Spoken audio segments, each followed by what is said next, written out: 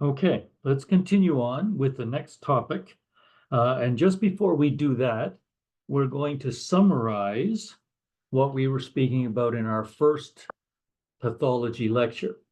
So basically, we were talking about cell injury, and we were discussing specifically the events that occur with respect to ischemia. So if we said that our issue was ischemia, lack of blood flow or lack of oxygen delivery to our cells, we can follow a couple of pathways here. With respect to what's going to happen to the cell is not going to receive enough oxygen. So that puts it in a hypoxic state, cell hypoxia. Cell hypoxia means that we don't have enough oxygen. We don't have enough oxygen, we're going to cause mitochondrial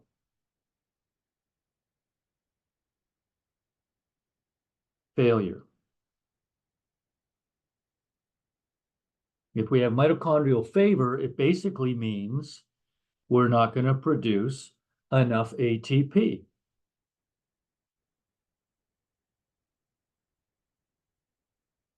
And that means that we are going to have to depend on anaerobic mechanisms that would produce pyruvate that then gets converted to lactate that then promotes acidosis, and acidosis is not a favorable condition associated particularly with our neurons. So we'll follow up on that little pathway in a couple of minutes. Now, if we don't have enough ATP being produced, we're going to see failure of the calcium pumps in the mitochondria. Remember, we said that if intracellular calcium accumulates, the mitochondria can actively pump calcium into the mitochondria, which takes it out of the intracellular component and therefore prevents signaling such as apoptosis and so on. Now, the other thing that can happen with respect to mitochondrial failure is that we can see what we just mentioned. We're going to see a decrease in calcium uptake.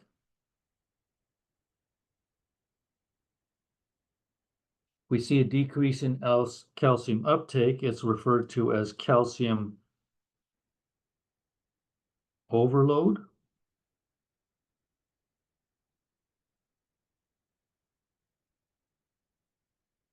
Two separate pathways to get to the same thing.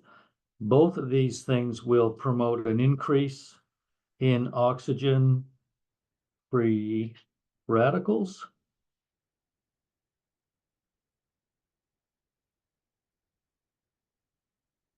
And oxygen-free radical accumulation can lead us to cell death.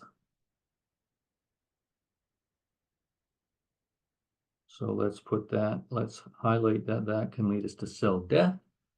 Acidosis can lead us to cell death.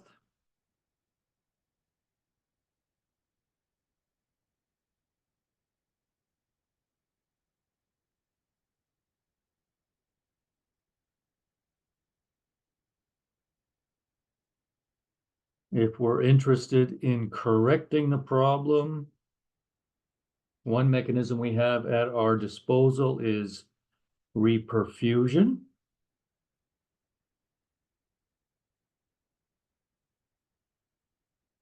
But as we discussed, if reperfusion is introducing, let me see, man, if I could put it. Okay, so what reperfusion does is increase. Now I'm going to get it a little messy here, but we're going to increase oxygen, which makes it available to promote the production of free radicals. We also know that we introduce immune cells through this process. And when we introduce immune cells through this process, we promote inflammation.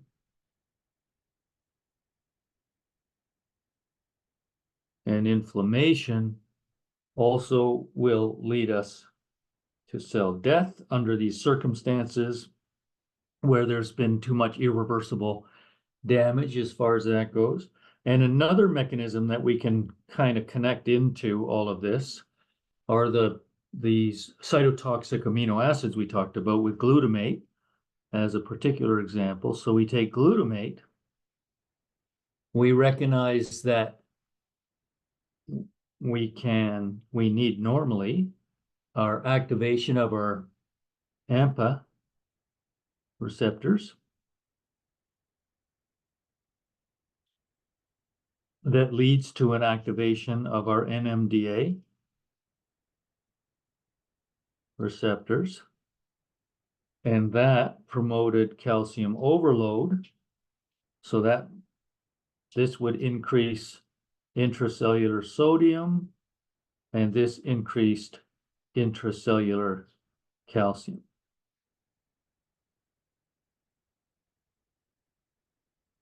So we have pathways here that we've just summarized that ultimately lead us to the cell death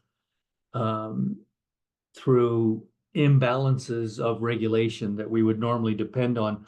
And it basically is all initiated through a decrease in available oxygen that kicks off all these different pathways and these potentials for abnormal cell function, resulting in oxygen-free radical accumulations, inflammation, calcium signaling that promotes apoptosis, and that boils down to the conversation that we had in our first discussion about pathologies in the nervous system. Now, this diagram can show us the same information with one exception. We don't talk about the amino acids here too directly, but the blood supply to this particular cell is blocked, resulting in ischemia. As a result, there is either an absence or reduction in oxygen. So we're just going to say we don't have enough oxygen, and that reduces the oxidative functions, ultimately resulting in a decrease in ATP production, forcing us to go to anaerobic mechanisms, which results in an accumulation of lactic acid, acidosis. That's going to ultimately lead to cell death, dysregulation and cell death, decreased protein synthesis, decreased sodium pump, influx of calcium. So that was our one pathway for calcium. Reduced uptake by mitochondria was another way. In either scenario, we've got a calcium overload that leads to these kinds of problems here. Loss of membrane integrity causes influx and outflux, and as a result, cell death. So the only one we didn't describe in here that we did describe in our previous summary was the role that glutamate could play. So we had that in here. Okay, so same sort of idea. All right, now let's move on to another topic that generally occurs with respect to injuries to the central nervous system, has impact on the way that our central nervous system is going to function, and that we briefly mentioned intracranial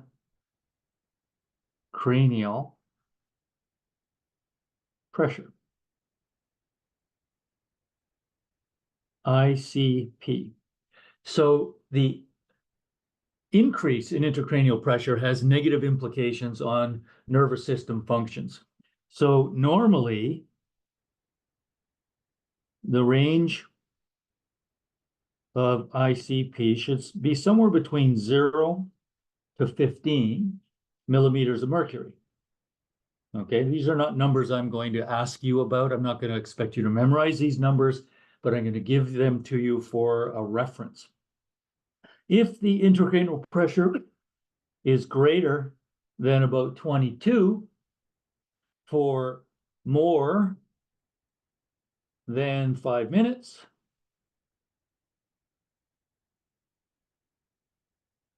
then that might occur as a result of injury or stroke or abnormal nervous system function. It's going to be described as an increase in intracranial pressure, and it's going to cause compression on the neurons. So this is, if it's an increased intracranial pressure occurs when it's greater than 22 millimeters of mercury for more than 5 minutes, implies impending injury. So this is important, and therefore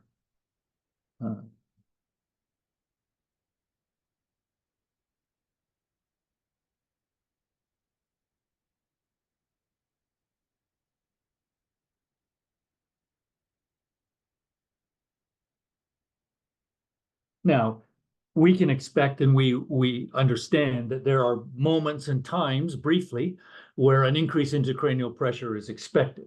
So we would expect that there would be an increase in intracranial pressure every time you sneeze, or every time you cough, or even when you laugh. Those are normal times when intracranial pressure is expected to increase. But again, typically with those are quick moments in time that do not represent a length of time more than 5 minutes. And generally speaking, those kinds of examples of an increase in intracranial pressure are very well tolerated, and that's mostly because they are temporary. So the cranial pressure is determined by the compositions within the cranium. So the cranial volume is made up of the contents within the cranium. So what are we concerned about? Number one, the brain tissue. So that would include the brain and the cerebrum, the cerebellum, midbrain, brain stem would all be components that we're talking about when we talk about the brain tissue. And remember, the brain itself has ventricles, fluid-filled ventricles. So those become significant because they produce and store volumes of cerebral spinal fluid. And if that fluid volume changes, especially if it increases, it's going to represent an increase in intracranial pressure. So the other thing then is to realize that our cerebral spinal fluid contributes to volume. Not only is it going to fill those ventricles, those spaces within the brain, but also creates a cushion around the outside of the brain in that subarachnoid space. So basically, cerebral spinal fluid is going to be found within and around the central nervous system structures. And the last thing to consider is blood volume and the pressure that's going to be generated by blood vessels. We mentioned in the previous lecture that vasoconstriction of cerebral blood vessels can actually reduce intracranial pressure.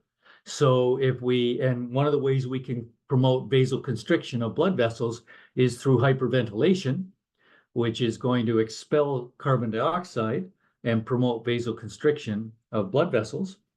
So that can relieve pressure. So basically what we're saying is that if one of these three,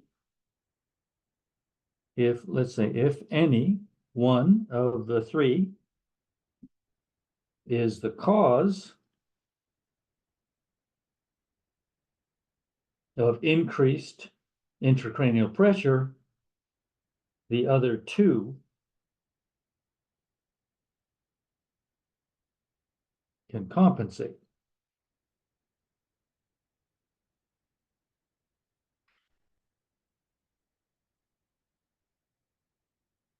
So, for example, if the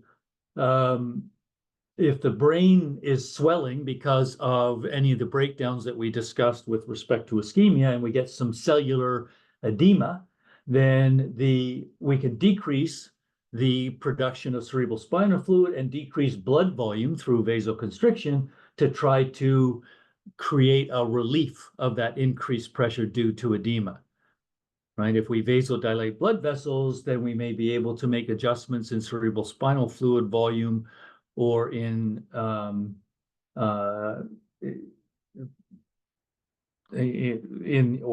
brain tissue mass, right? So if the brain tissue mass is increased because of a tumor, for example, we may see reduction in cerebral spinal fluid and reduction in blood volume through vasoconstriction again. And you can realize that these are temporary and they're relatively minor. They're not huge. There's not a huge capacity to compensate because you're in a very restricted area. Remember, the bone tissue, the skull is rigid. So small changes in volume will result in small changes in pressure. But after compensation is maxed out, further changes will result in a rise in pressure. So in other words, if the edema is not corrected, then the little adjustments that can be made through cerebral spinal fluid and blood volume is going to be overwhelmed.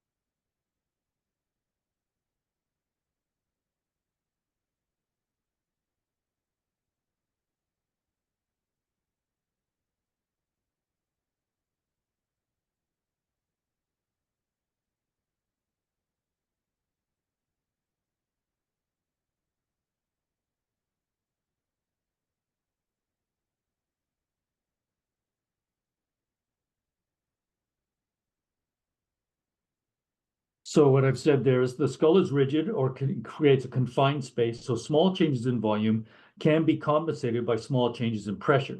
So when I'm talking about these changes, we're referring back up here to 1, 2, and 3. So that's what I've done here to put in brackets, 1, 2, or 3. So say if cause is by 1, brain tissue changes, then the compensation would be by 2 and 3.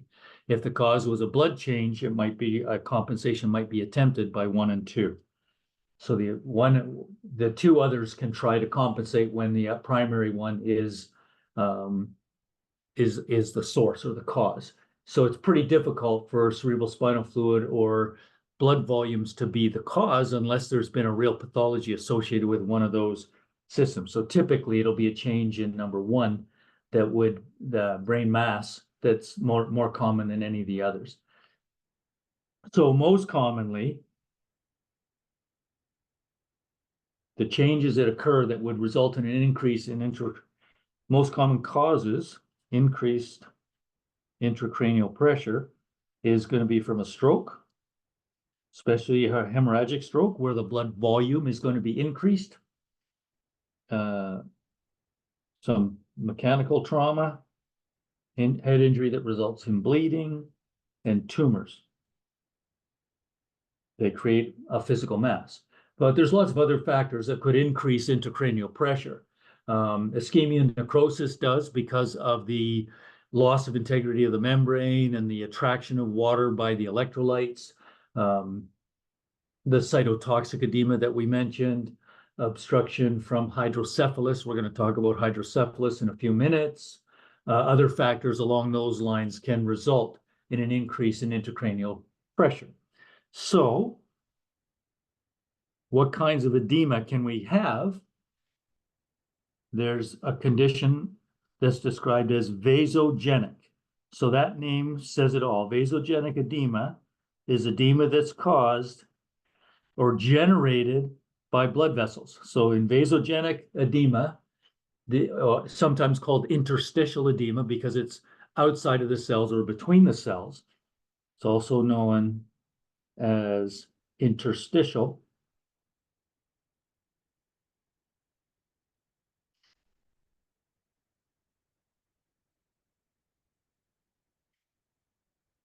So this could happen because there's a stroke, there's some kind of other reason for an ischemia, or as a result of hypertension. So we could have hypertension, we can have a stroke. There's such a thing as an ischemic stroke, so that's what we're speaking about here, ischemia. But in these conditions, what's happening is that there's going to be an increase in capillary pressure. And when that pressure is that hydrostatic pressure, if you remember the term hydrostatic pressure was one of the driving forces for capillary exchange. If hydrostatic pressure is high, there's more bulk flow leaving the capillaries. So this results in, and the fancy word is extravasation, which basically just means outside of the blood vessel, extravasation of electrolytes and proteins and lipids and carbohydrates. So lots of things are going to be pushed out of the extracellular space, or out of the cell and into the extracellular of the blood vessel and into the extracellular spaces, creating edema. So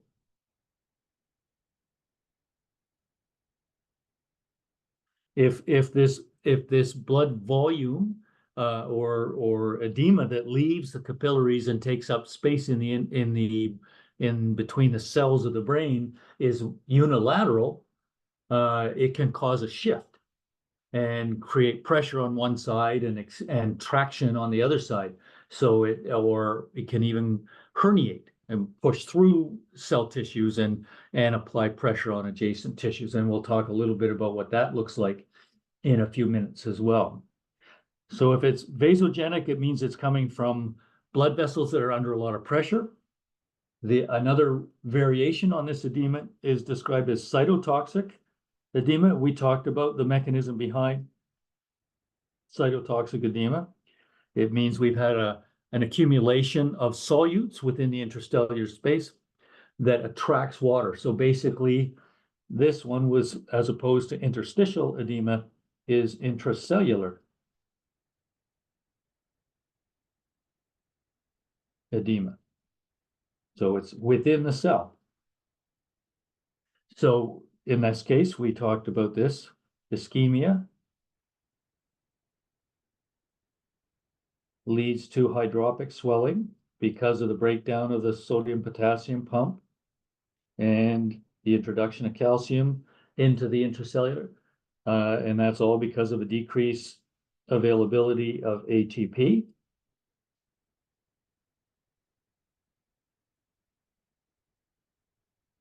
Okay, so we should be comfortable with that mechanism there. And this is often secondary to some kind of cardiac event, like myocardial infarction, or the heart stops for some other reason, or severe hypoxia. You're in an environment where there isn't enough oxygen being delivered to cells. So in this case, what happens is the brain tissue itself is going to swell, as opposed to the fluids around the brain tissue that we talked about in interstitial edema. This would be intracellular. So remember,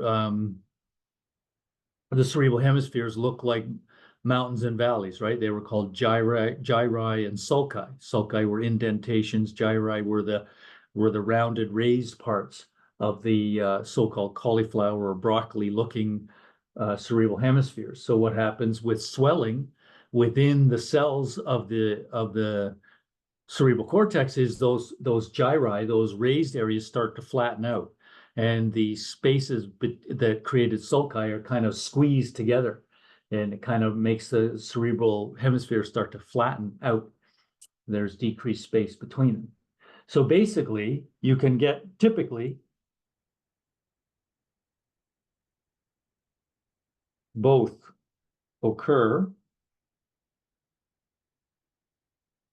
concurrently. In other words, one's going to lead to the other. So by the time they're symptomatic, both are showing up. And as edema collects, it causes compression. And as local vessels are compressed,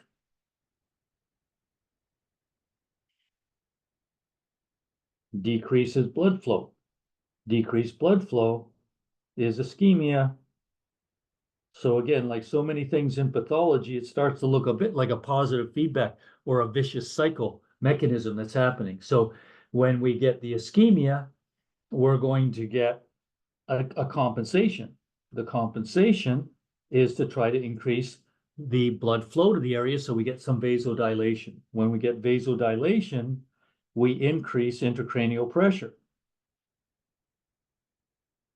The increased intracranial pressure increases edema.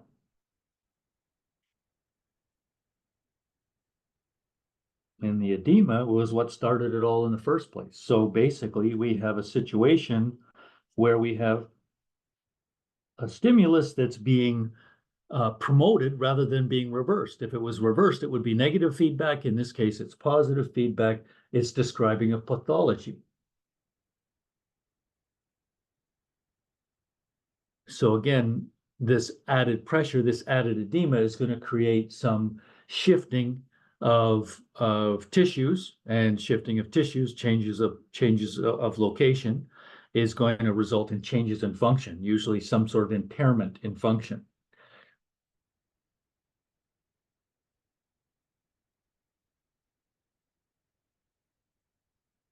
So one of the most common mechanisms or reasons for an increase in intracranial pressure, often in children, but it can happen in adults too, is a condition known as hydrocephalus. Hydrocephalus is literally an accumulation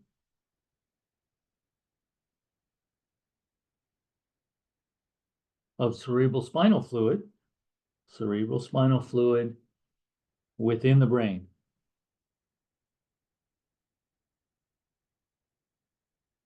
So some tumors can promote the production of cerebral spinal fluid. Meningitis, an inflammation of the meninges, can promote an increase in cerebral spinal fluid. Traumatic brain injuries, hemorrhaging into the central nervous system. There's some other mechanisms, and one of two things is happening. You're promoting the production of cerebral spinal fluid, which is pretty rare, but the more likely is that the accumulating cerebral spinal fluid can't be removed. Remember, normally there were what we called little villi, subarachnoid villi, that protruded into the dura and drained the cerebral spinal fluid from the cerebral spinal fluid spaces, subarachnoid spaces, and ventricles, and ultimately returned that fluid to the venous system in the interest of helping to maintain homeostasis of the blood volume. And that's where the cerebral spinal fluid was originally taken from in the first place. So it is a type of homeostasis and balancing between production and removal, kind of along the same lines of what we talked about when we talked about the aqueous humor being produced by the components of the eye that would produce it, and then it had to be drained by those canals in order to maintain a balance between newly formed fluids and removal of those fluids. So there's different types of hydrocephalus. There's what's called a communicating.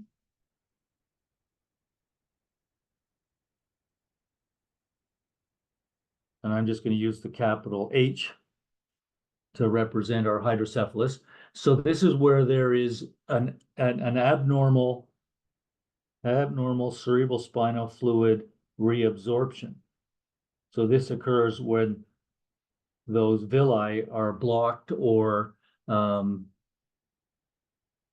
sorry, I shouldn't say that with this one. When we talk about communicating, there's two types. There's non-obstructive. So this is where removal of the cerebral spinal fluid is unable to happen, but not because of an obstruction. So no removal and no blockage.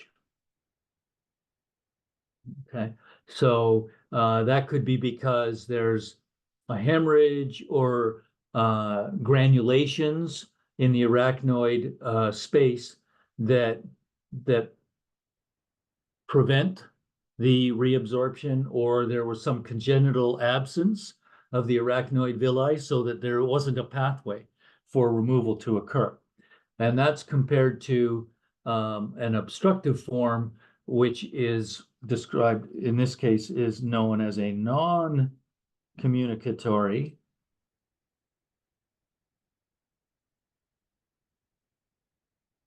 hydrocephalus. So this is also then the obstructive form.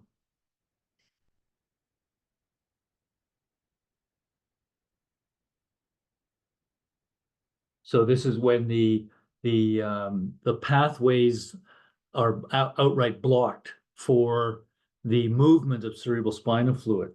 So remember, they were produced by specialized cells that were found at 2 or 3 junctions within the central part of the central nervous system, and would produce cerebral spinal fluid, but had to be distributed to the arachnoid villi for removal. So if those pathways are interrupted, that's an obstructive type of hydrocephalus.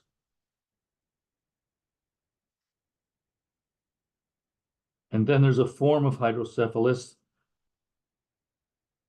congenital hydrocephalus. This is the one that's present at birth.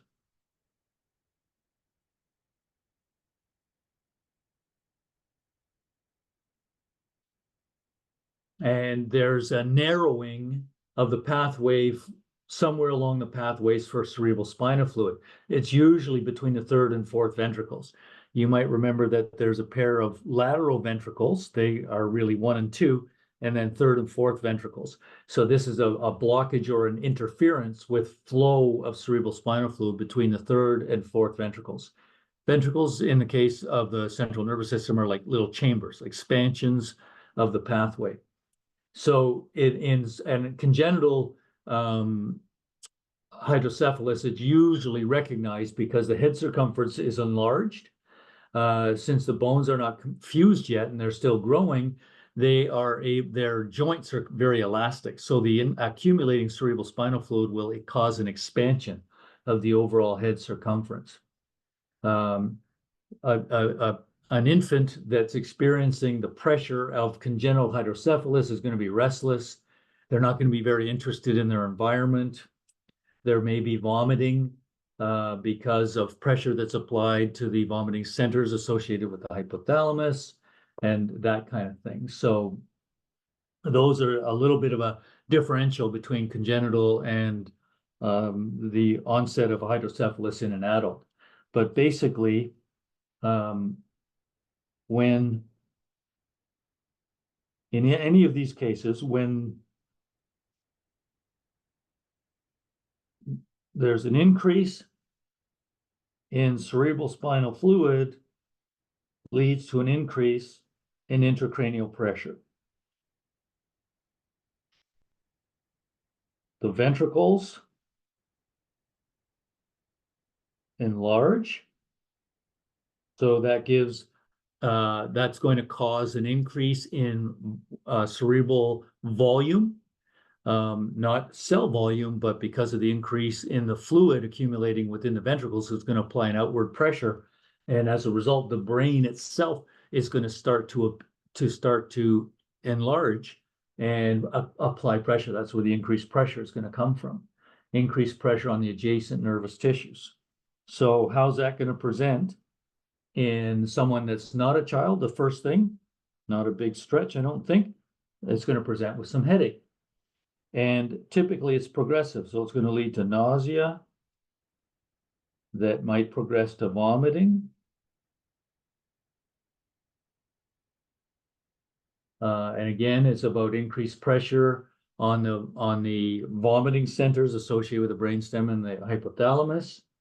As pressure is continued, so we get some blurred vision, pressure on the back of the eye coming from the brain.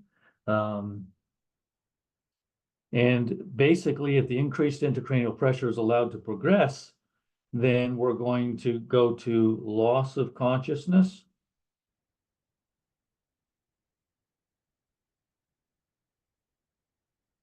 which we're going to be able to abbreviate as an LOC going forward. There will be a loss of pupillary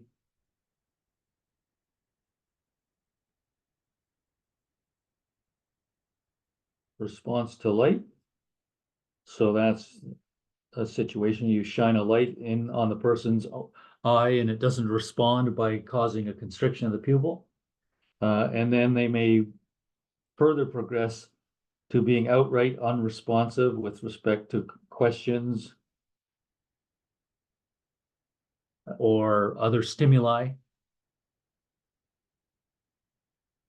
nonverbal, all indicators that this is progressing. And under these circumstances, the prognosis is poor. Pressure can be relieved using a surgical procedure where they literally will drill a hole through the skull.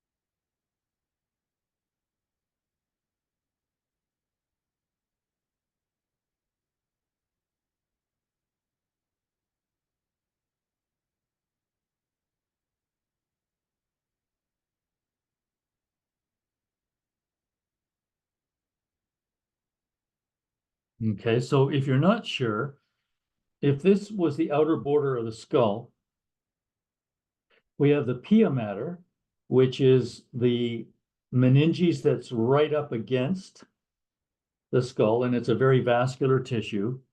And then the arachnoid matter was the next layer, and it's separated from the pia mater and supported by extensions that, when first examined, first identified and observed, reminded the investigators of a little bit like a spider web. So that's where the arachnoid part came from. And this space in between that we've shown here, whoops.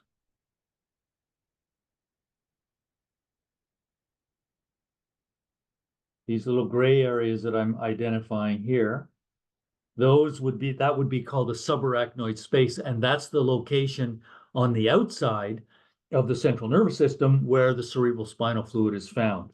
And then periodically, through this subarachnoid space, we have little extensions that go up into the next tissue.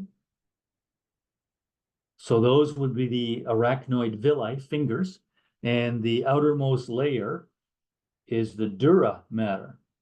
So this is a subdural space that's created where these finger-like extensions are protruding into. And again, the dura mater is very vascular as well. So the cerebral spinal fluid is going to be reabsorbed through the villi into that subdural space and picked up by veins for delivery back to the circulatory system. So we're producing that cerebral spinal fluid internally in 2 or 3 locations within the ventricles, flowing through the inside and then the outside of the central nervous system in a constant basis.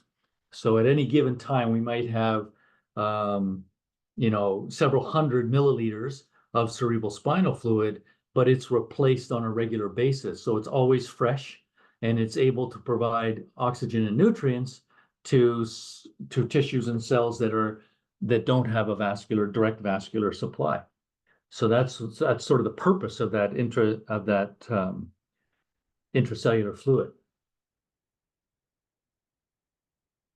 Now, what we're concerned about with respect to this chronic increase in intracranial pressure is that it's going to induce a sympathetic response.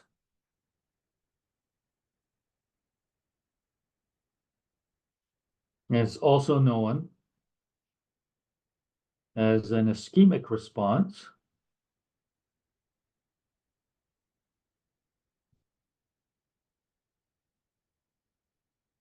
And in some textbooks is known as Cushing's triad.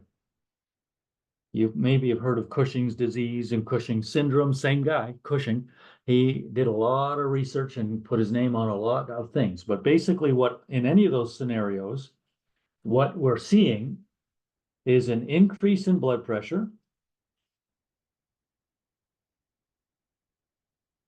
So otherwise hypertension.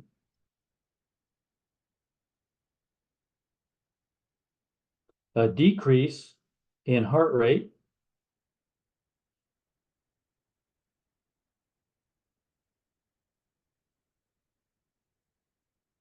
And the third thing is we're going to get abnormal respiratory patterns. So in other words, abnormal breathing. And this represents a very late sign in the body's final attempts to compensate, to try to restore the cerebral perfusion. So basically, when the intracranial pressure is greater than blood pressure, then there's going to be ischemia. And that's when this reflex occurs in the interest of trying to correct for that problem. So basically what happens is the hypothalamus stimulates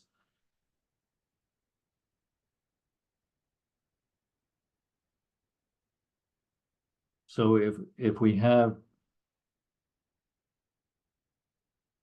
hypothalamus stimulates fight or flight,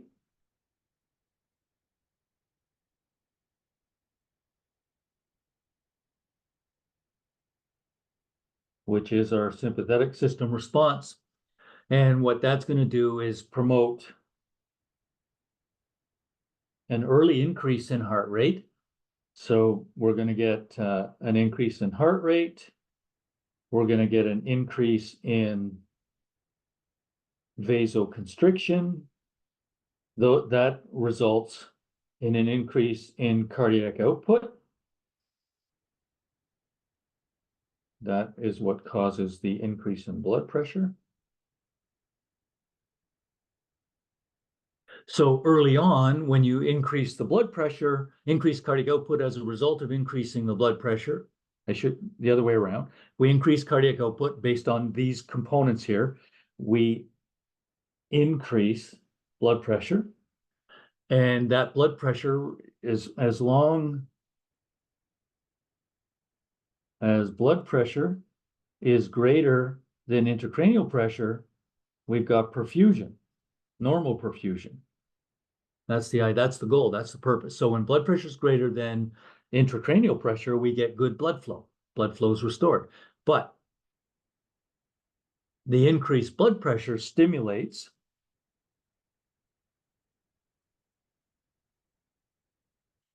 the increase in blood pressure stimulates a baroreceptor response.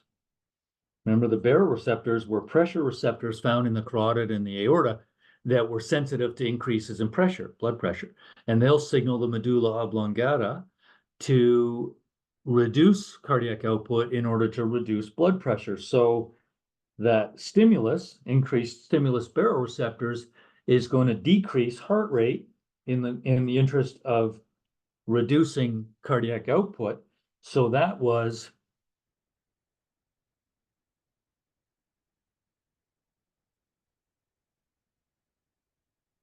supposed to be, I don't think that's very obvious. Let's call it, instead of worrying about what my arrow might look like, we will call it hypertension. And that's what our hypertension is up here. So we just want to explain where our three things, right? It's a triad. Cushing's tells you that. So the triad is going to be presented this way. End stage. Early stage, we would have an increase in heart rate. End stage, we got a decrease in heart rate.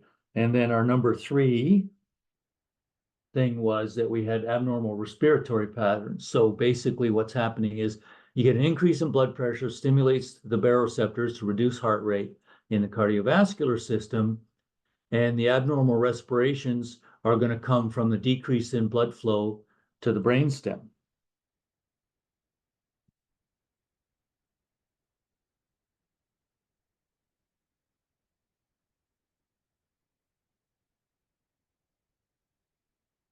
Because our respiratory centers are associated with the brainstem. So we're going to get abnormal respirations. And that was our third factor associated with 1, 2, 3. 1, 2, 3.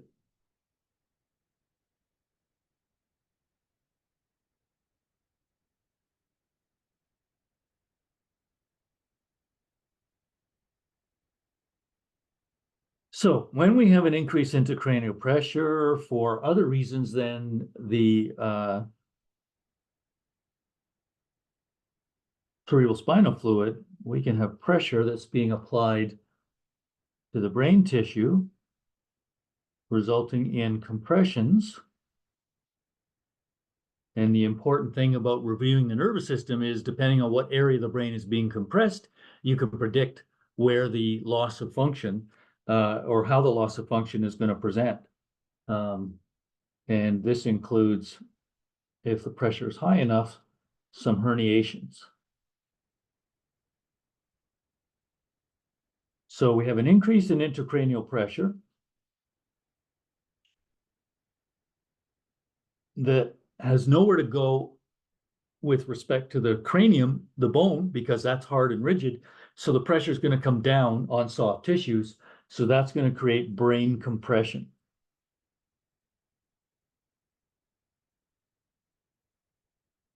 And if the compression is strong enough, it leads to actual herniations, interruptions in some of the connective tissues, creating a direct pressure on a specific area of the brain. If the brainstem is compressed, it's going to result in rapid pathology, rapid loss of consciousness and involuntary types of functions like breathing and cardiac regulation and that sort of thing. So if there's an increase in pressure on the brainstem, it's life-threatening.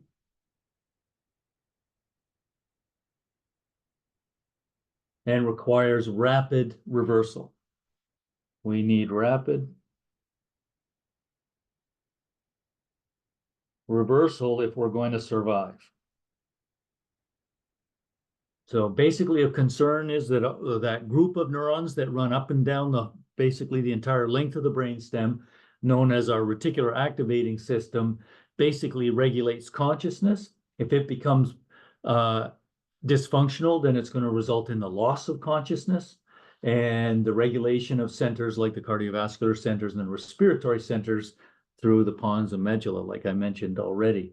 So that's what we're concerned about if we have too much pressure on the reticular activating system, results in loss of consciousness. And if it's on the regulatory centers for respiration and cardio, then we're going to end up with abnormalities there.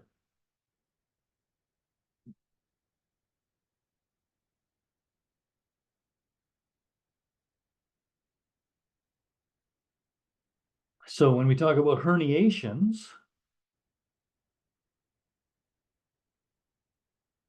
herniations are protrusions of the brain tissue through and applying pressure somewhere other than where they should be.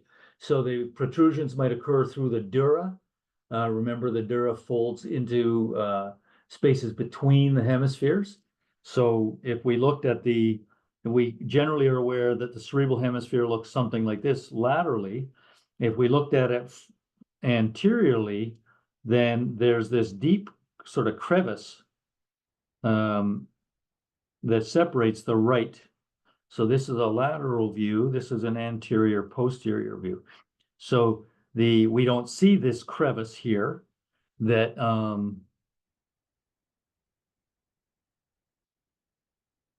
is otherwise known as the false, spelt with an X, cerebri. So this is a split or a separation. The dura from each cerebral hemisphere indents down to, and notes the fact that the left and right hemispheres are separate functional parts of the brain.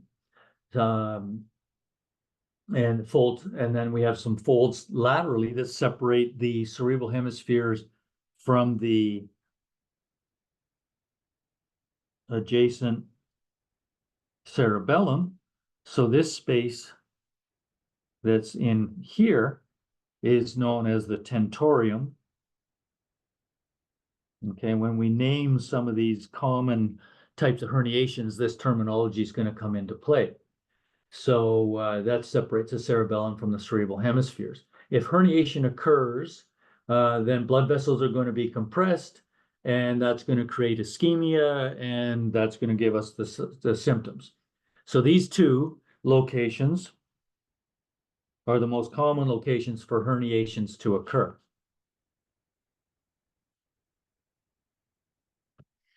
Now, if let's dedicate a page to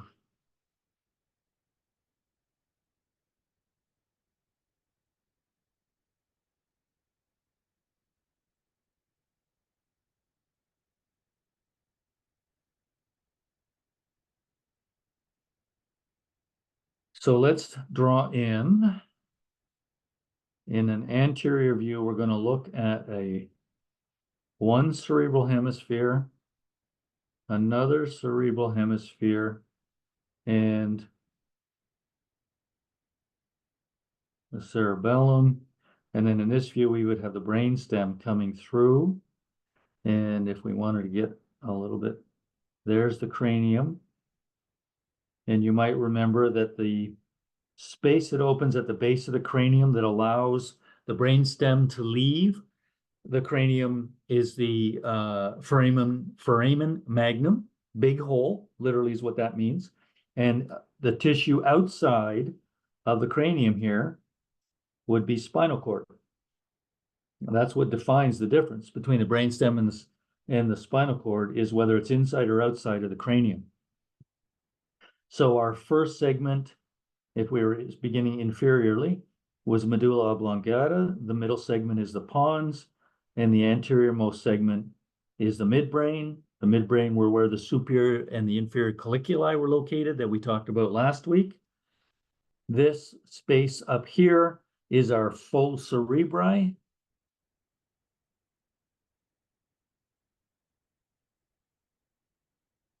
And this space in here was known as our tentorium. The two most common locations for cerebral hemisphere or cerebral herniations to occur are those locations. And of course, if you get a herniation in those situations, depending on which way it bulges into the cerebellum, we're going to see functions, perhaps loss of balance and so on. If it's applying pressure in the cerebrum, it'll be based on the location that the most of that pressure is being applied to. So we can have types of herniations then can be classified by location. So you can have what's called a subfalcine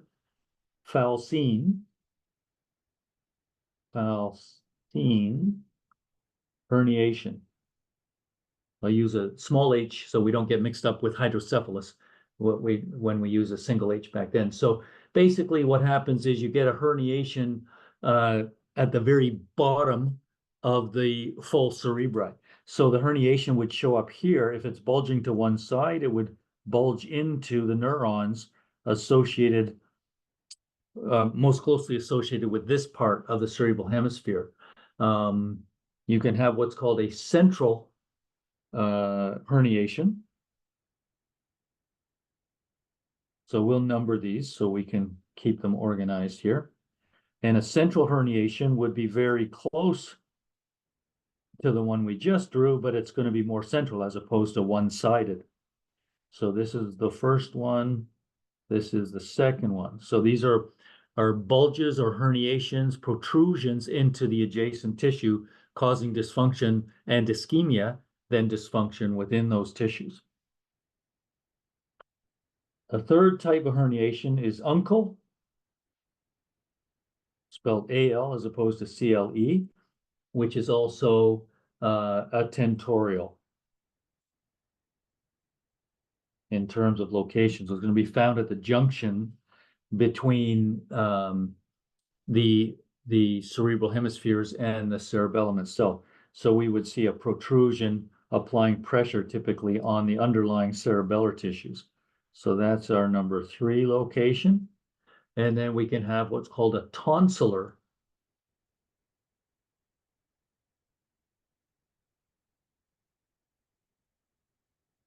herniation. These are all types of herniation, so we can just, and that's down in here applying pressure from the brainstem and often protrudes through our foramen magnum against the spinal cord. So that's our number 4. So it's a cerebellar tissue that's protruded through the foramen magnum, and this one is got a very, very poor prognosis. If it's allowed to protrude through the foramen magnum, it's going to rapidly progress to death. Rapid. We'll just. That's a pretty serious one. It's going to have profound, what's described as being profound, very dramatic effects on heart rate and breathing rates, so that the likelihood of any kind of recovery is almost zero in those kinds of conditions. When we have if we're looking at the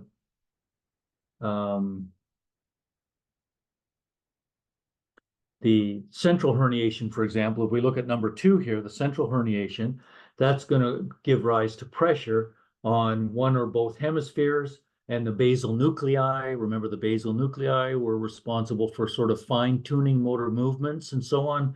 So there would be loss of coordination, loss of fine motor activities. It might mimic a condition like Parkinson's disease. And apply pressure to the midbrain, which would have an effect on both those visual reflexes and the auditory ones that we talked about last week. An uncal herniation, number 3 here. Uncal herniations are ones that are going to apply pressure on the midbrain, and again, affecting pupillary reflexes and so on, and possibly having an effect on the cerebellum, creating abnormal gait, walking patterns, and that sort of thing. So progression of any of these types of intracranial pressures often result in loss of consciousness. And as a result, we should talk a little bit about how we sort of define consciousness. So we have levels of consciousness.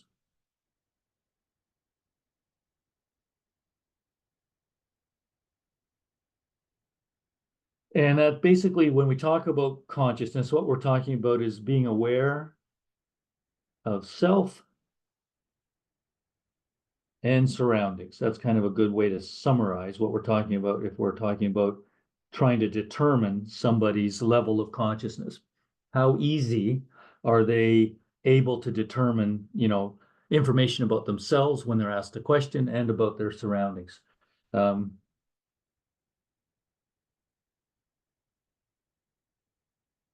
So basically what we're looking at here, let's take that out of there.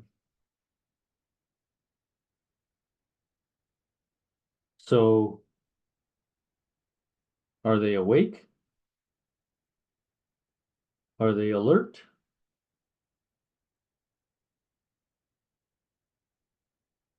And are they oriented to time, place,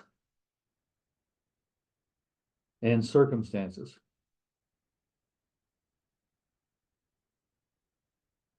So someone who's trying to determine a level of confidence with knowing with what we've talked about at this point, you may determine whether their eyes are open, whether they're responsive to changes in light. Are they alert? Are they able to follow your finger across their field of vision? And do they appear to be aware of where they are? You can check this by determining, do you know what time of day it is? Do you know where you are? Do you know what you were doing while you were in this location? So if it's a soccer player got hit in the head in a collision, are they aware that they're on a soccer field and that they were playing a game of soccer and that it was an afternoon game as opposed to morning or evening? That sort of thing is how you can start to determine their level of consciousness. So basically, in order for all of that to be intact, we have to have a normal reticular activating system. So a normal RAS. Any change in loss of consciousness is an early sign of an abnormal central nervous system, right? So any change in loss, or you could make an argument there, it's not so much loss of consciousness as degree of consciousness, is an early indicator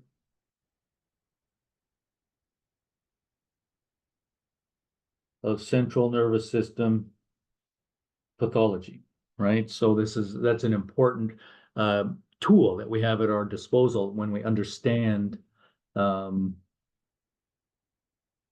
what the implications are with loss of consciousness and that kind of thing. So we can also talk about some progressions to serious outcomes with respect to consciousness. So you can assess or be aware at least of the following things. If they are confused, and if they're confused, we're talking about they are not able to problem solve, they're not sure where they are or what time it is, but they can still be sort of aroused by verbal attention. So you can ask them a question, maybe get a little louder, and they can focus temporarily. But if they're just being asked in a quiet manner, they may not focus as easily and not be aware of where they are just as easily. This can be progressed to delirious. With delirium, what we're talking about here is that they are restless, they're disoriented, they may want to get up faster than you'd like them to get up, or they want to get out of that location, they want to change their position, they're a bit panicky. That's what we're talking about when we talk about them being restless or disoriented. That might progress into lethargy. So in lethargy, what's happening now is there's a decrease in their ability to think effectively. Their motor functions will be slow and deliberate if they aren't absent altogether. They become a little less interested in what's going on around them. If this is progressing from delirium, it's very obvious.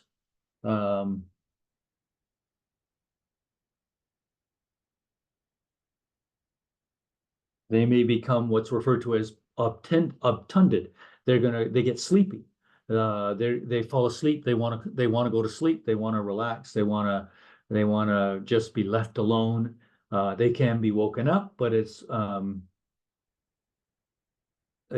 not always going to be that easy. So they can woken up, but they fall asleep easily almost immediately.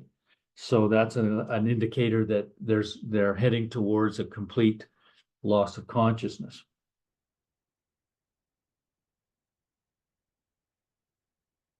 With stuporous, that's a deep sleep now. They may have some temporary wakefulness. You may be able to rouse them a little bit, but basically they go into sleep and sort of stay there, even with some fairly vigorous stimuli. So again, an indication that things are progressing in a negative way. If they go to comatose, by definition, in comatose, they're unable to be aroused. Their pupils may be fixed and dilated, so they don't respond to a light stimulus where you would expect constriction to occur. Their posturing may go into what's referred to as a withdrawal posture. With withdrawal posture,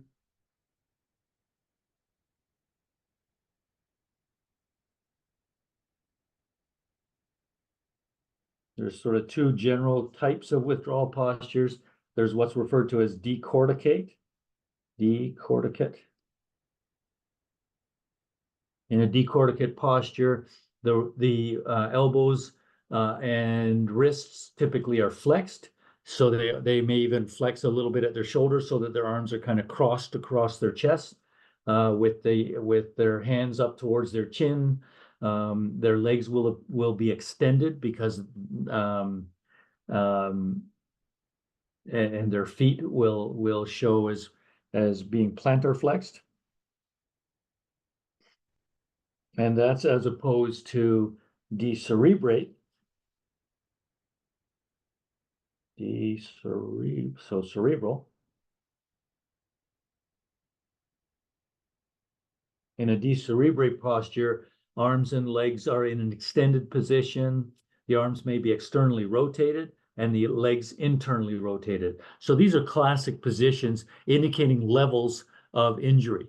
If it's cerebrate, it's a cerebral injury. If it's corticate, it's more brainstem related. So the implications are indicating where most of that pressure is coming from.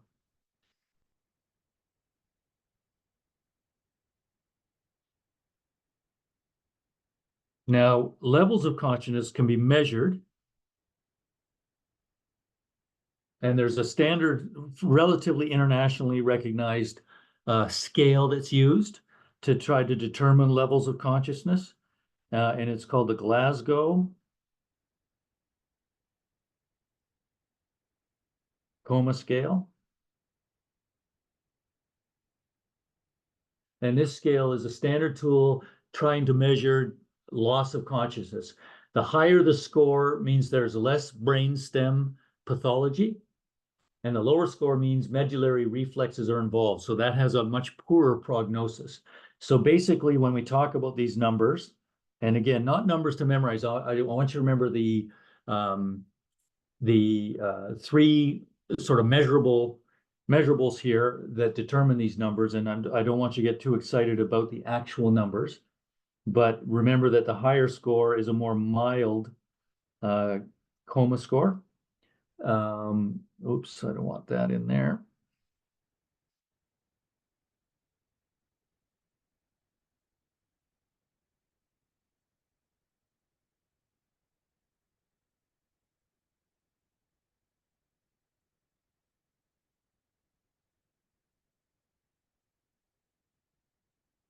So there's three main things that we're looking at to determine this score.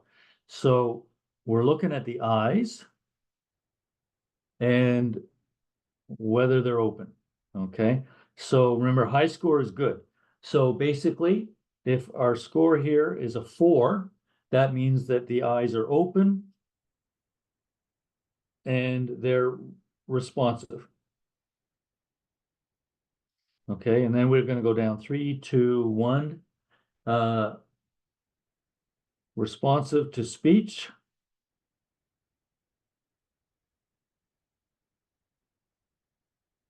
So they'll focus in on the person who's speaking to them, that sort of thing. Responsive to pain. And closed. In other words, we're saying the eyes will be open to the person that's speaking to them, or open when a painful stimulus is applied. Maybe you've seen, on TV where the doctor in Emerge will take his knuckle and rub the sternum. That's essentially a sort of a noxious, uncomfortable sensation, otherwise pain. So they'll open their eyes to that, and they might try to withdraw or complain, that type of thing. So that's what we're looking at there. Now, the next category that we try to identify is verbal. And we're looking at responses. And again, we got a scale now. In this case, this scale is going to run from 5, 4, 3, 2, and 1. So in 5, again, bigger numbers are better, oriented to the circumstance. So you can ask them where they are and what they were doing. If they're disoriented to their circumstance, that's a poor response. If they're outright inappropriate, so you ask them what time it is and they say, it's nighttime when it's bright daylight or something along those lines. They might be inappropriate in other ways too, like they're swearing or they're yelling at you for asking them such a question. That's going to progress to being incomprehensive. So it just makes no sense at all with no objections or anything at all. And number 1 would be a situation where there is no response. They're probably unconscious, so they're unable to respond. So the third category, I'm going to squeeze it in over here, is motor response. In motor response, we've got 6 categories: 6, 5, 4, 3, 2, and 1. So remember, 6 is good. So that responsive to commands, you can say lift your right arm, lift your left leg, cross over, that sort of thing, and they're able to respond to commands. 5 would be they can localize pain. Localize pain. 4, they may not be able to localize the pain, but if you apply pain, they're going to withdraw. Withdraw from pain. And 3 is they're decorticate.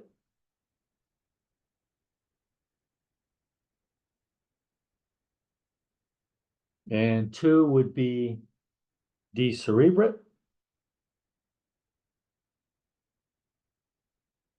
And 1 is flaccid. So in 3 and 4, decorticate and decerebrate, when we talk about the arms being crossed, flexed, that sort of thing, they are also kind of rigid. They're holding themselves in those positions. And in decerebrate, where they were extended and internally or externally rotated, externally upper limb and internally lower limb, they are rigid in those positions. So the final response is that they're flaccid. They're completely unconscious with no tension in any of the musculature. So again, the higher the score, the more the better the prognosis. The more severe, the lower the scores are, the more severe the level of consciousness is, and the prognosis is going to be reduced with that in mind.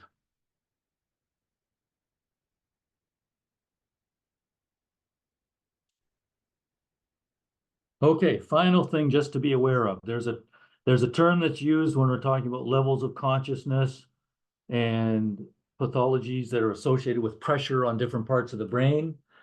In a locked-in presentation, the individual is aware and able to think,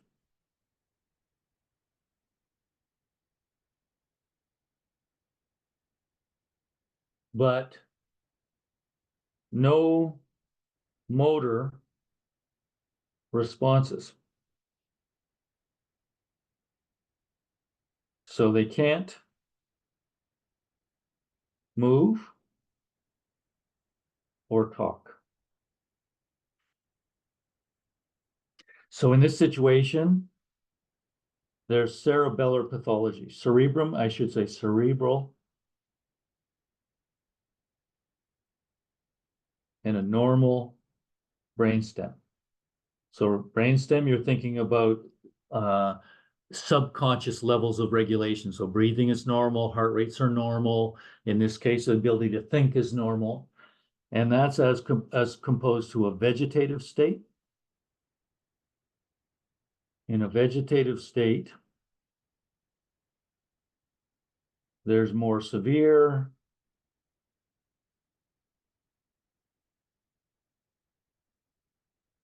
cerebral pathology.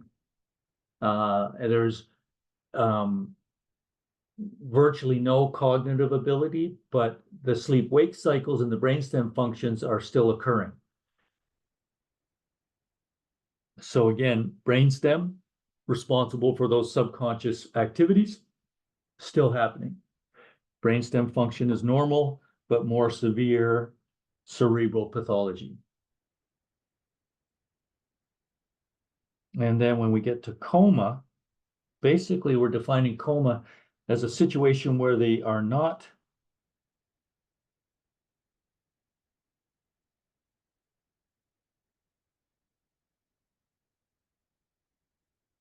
able to be aroused, so you can't wake them up, and they're unresponsive.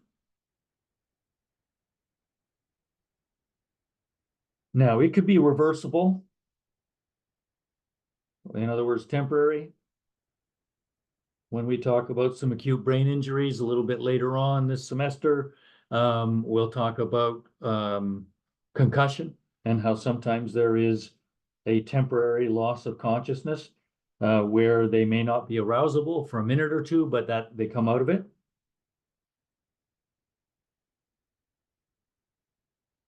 The concern with coma is that it may be progressive. So whatever the cause is, if it's because of increased intracranial pressure or a stroke causing increased intracranial pressure, the concern is it's going to be progressive. So basically, you're going to go from the loss of consciousness to being in that so-called withdrawal phase to decorticate to decerebrate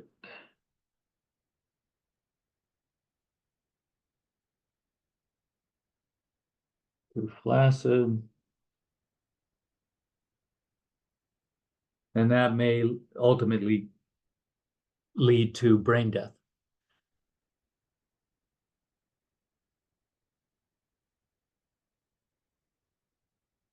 And we define brain death as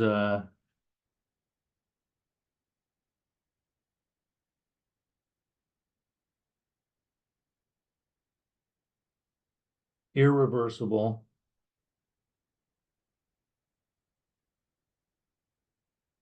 loss of both brain and brainstem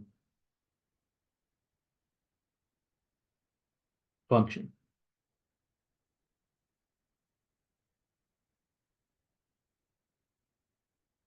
So that can occur because, for example, there's cardiac arrest that results or promotes severe cerebral ischemia.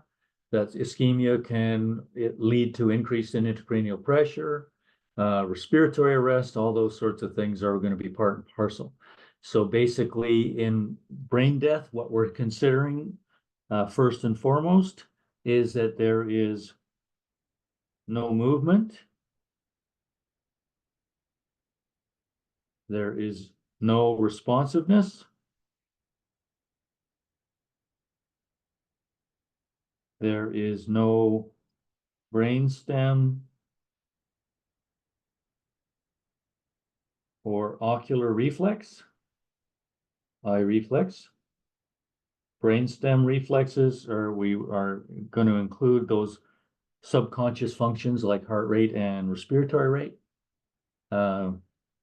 No respirations.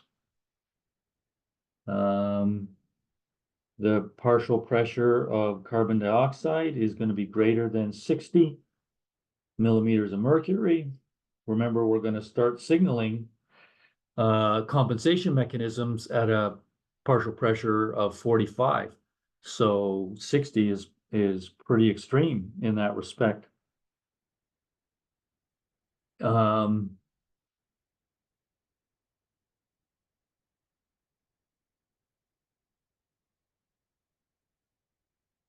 No brain activity.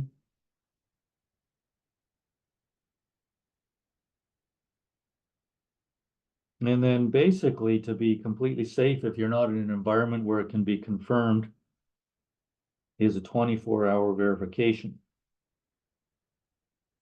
So you're going to test for all these things on a repeated basis, assuming you're not in an institution where these things can be confirmed and the declaration of a death be stated with certainty under those conditions.